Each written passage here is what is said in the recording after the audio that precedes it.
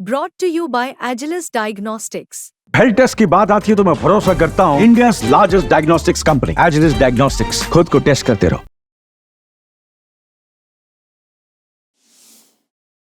अब मैं इस पे कुछ कहना नहीं चाहता, मैं एक बात सिर्फ कहना चाहता हूँ और वो ये है कि ये ईवीएम से चुनाव बंद करना चाहिए। हाँ, ईवीएम के जरिए चुनाव कभी भी फेयर नहीं होंगे। दुनिया में कहीं ईवीएम से चुनाव नहीं होता है।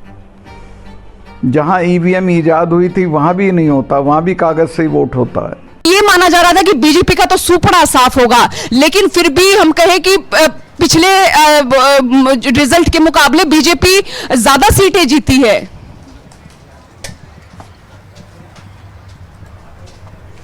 अब ये अनबिलीवेबल है, मेरी समझ में नहीं आ रहा, इसलिए मैं कोई टिप्पणी नहीं करूंगा। रहे जो तमाम सर्वेज रहे वो साइलेंट वोटरों तक नहीं पहुंचे। जो लोग लगातार प्रतिक्रियाएं दे रहे थे उन्हीं को देखकर यह माना गया कि लहर है, सुनामी है।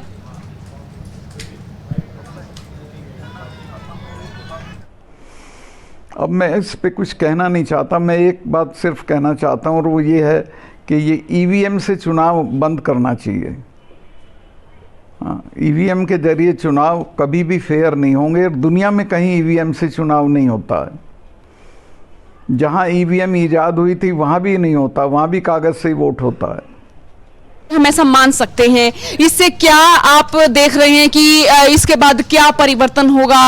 अब क्या जो है वो नया हो सकता है, या फिर ये अच्छा है, बुरा है, ये इसे अब क्या रिएक्शन आपका इस पर?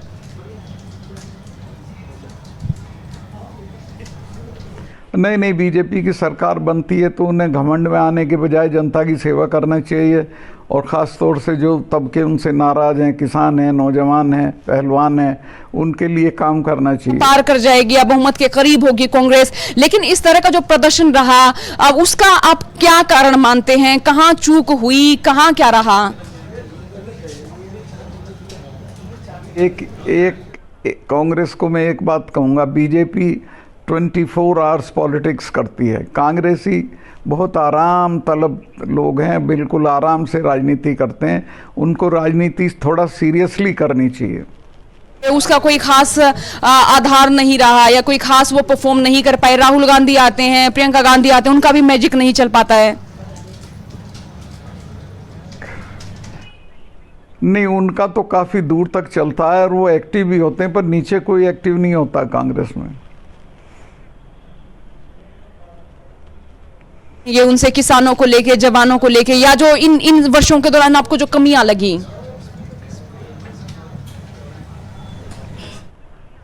देखिए, बीजेपी की सरकार को इमीडिएटली एमएसपी लागू करना चाहिए, और जो जैसे राजस्थान में किसानों को पानी का मुद्दा है उसको हल करना चाहिए। जो नहरों से उनको हिस्सा मिलना चाहिए, वो पानी नहीं मिल रहा है, वो करना चाहिए। इसके अलावा नौजवानों के लिए कुछ करना चाहिए, मतलब काम से बोलना चाहिए। क्या सलाह आप देना चाहेंगे जो इस तरह का प्रदर्शन कांग्रेस का भी रहा?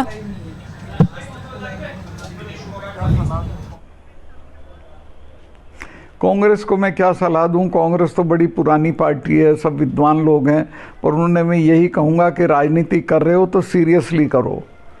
के बाद कुमारी चले जाती हैं, 14-15 दिन बाद वो प्रचार प्रसार करती हैं, तो क्या इस तरह की चीजें, गुटबाजी, खेमेबाजी, ये ले बैठी कांग्रेस को?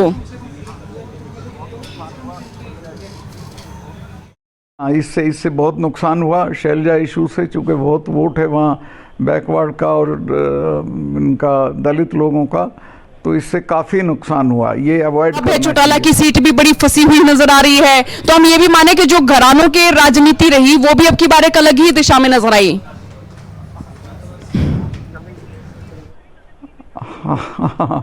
ये वो भी चलेगी नहीं, घरानों की राजनीति नहीं चलेगी देश में।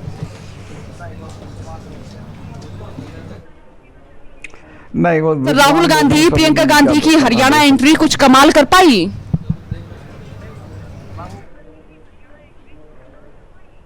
नहीं, उन जितना वो कर सकते थे उन्होंने किया और उसका असर भी हुआ। राहुल का तो मैं जहाँ देख रहा हूँ, जहाँ जा रहा है उसका असर होता है, लोग उसका सम्मान भी करते हैं, लोग उसके साथ भी खड़े होते हैं।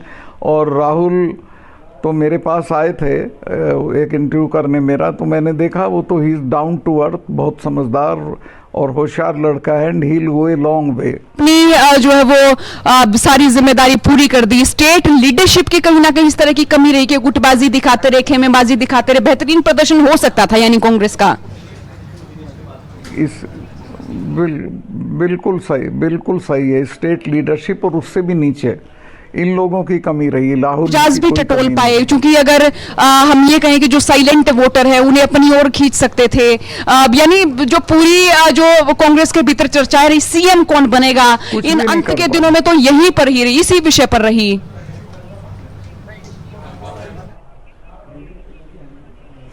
नहीं, इसको पहले दिन सेटल करके इलेक्शन में जाना चाहिए था। अब ये शायद ये फाइनल ही हो चुका है कि रुझानों में बीजेपी जो है 49 सीटों पे है, तो ये शायद एग्जिट पोल जो है उनको भी समझ नहीं आ रहा कि ये कैसे हुआ। कांग्रेस की लहर, सुनामी हवा जैसी परिस्थिति देखने को मिल रही थी।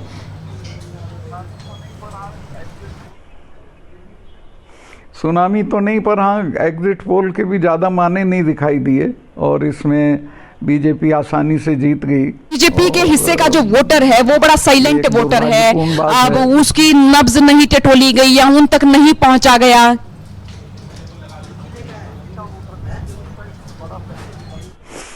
नहीं, बीजेपी का वोटर नहीं, मुझे लगता है इसमें बड़ा फैक्टर दलित वोटर का, बैकवर्ड वोटर का है। वो सैनी के बनने से बैकवर्ड और शैलजा की नाराजगी से अपनी प्रतिक्रिया लेना चाहूंगी मैं। यहाँ पे एनसी प्लस जो है 52 सीटों पे, पीडीपी 2 सीटों पे, बीजेपी 27 सीटों पे, दूसरे दल जो है वो है 9 सीटों पे।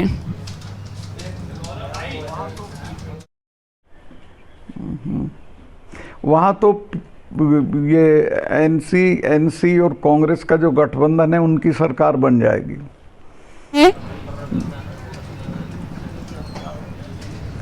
हाँ, नहीं वो ठीक है, स्टेट के लिए भी अच्छा है। एक तो फारूक अब्दुल्ला नेशनलिस्ट हैं, उनका बेटा भी नेशनलिस्ट है, उसमें कोई दूसरी तरह के ट्रेड्स नहीं है। और सर, हरियाणा में बीजेपी की सरकार बनती है तो इसका आप क्या बुरा असर मानते हैं, क्या इसकी भली बात मानते हैं, यानी भलाई बुराई में आप क्या कहेंगे? नहीं, भलाई बुराई में मुझे कुछ नहीं कहना चाहिए। जो जनता करती है वो ठीक ही करती है। मौत से तुम कहते थे जनता कभी गलती साथ नहीं आपने करती। अपनी प्रतिक्रिया दी, बहुत बहुत शुक्रिया सर आपका। एक प्रश्न और सर, विनेश फोगाट की जीत हो गई है, अब इसे हम ये माने कि कांग्रेस के लिहाज से भी बड़ी जरूरी जीत मानी जा रही थी, सूबे के लिहाज से भी, और यहाँ पे बेटी बचाओ बेटी पढ़ाओ के लिहाज से भी बड़ी जीत मानी जा रही थी। तो इस जीत का क्या इंपैक्ट आप मानते कांग्रेस पे पड़ेगा? इसका बहुत इम्पैक्ट होगा। इससे पहलवानों का, खिलाड़ियों का हौसला बढ़ेगा और बच्चियों का हौसला बढ़ेगा। और मैं विनेश फोगाट को आपके जरिए बहुत शुक्रिया, आप हमारे साथ जुड़े, आपने समय दिया, बहुत बहुत शुक्रिया सर, बहुत शुक्रिया आपका।